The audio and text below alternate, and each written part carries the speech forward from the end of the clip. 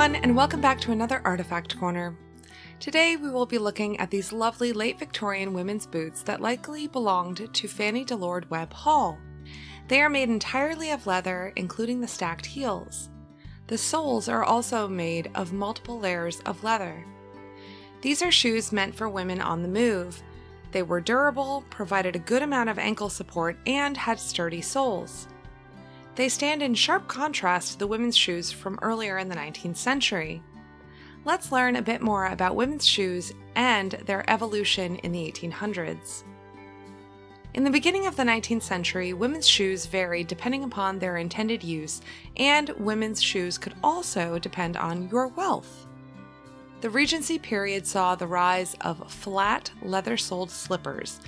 In today's parlance, we would probably call this style a ballet flat.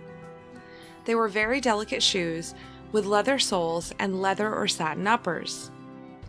Frances Trollope, a woman from England who was traveling through the United States in the 1820s, had this to say about American women's shoes.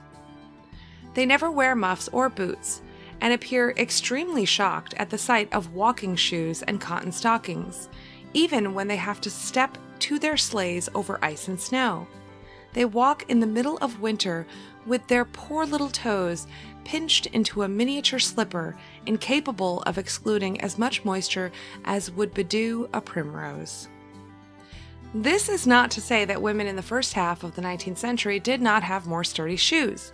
They had boots that came up to their ankles and far more durable soles, but they were for women who worked or enjoyed outdoor pursuits. Think of Elizabeth Bennet walking all the way to Netherfield to visit her sister Jane when she was ill. That would have been murder on poor Lizzie's feet if she had been wearing slippers. The fashionable slippers and boots were still in use, but now with a heeled version for more women by the 1850s and 60s. They were adorned with bows, buttons, velvet ribbon, and rosettes. In the 1870s, ankle boots, similar to ours, were the it shoes for day wear for women. The boots often in black satin or kid leather, sometimes with fabric uppers and a leather galoche.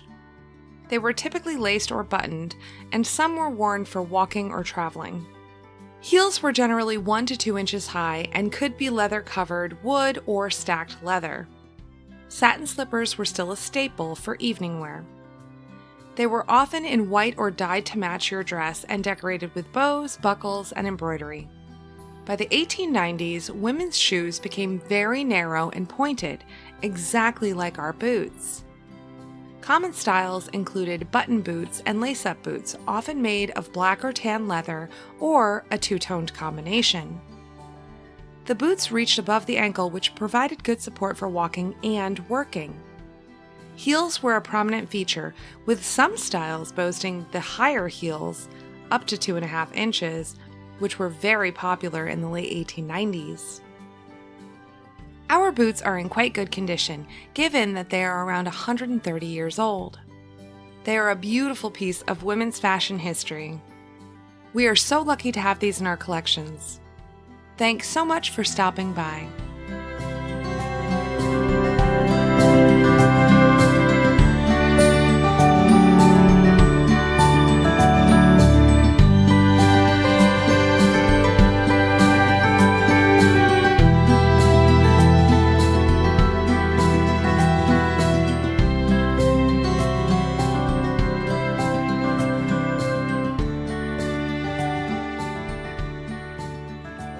Okay, bye.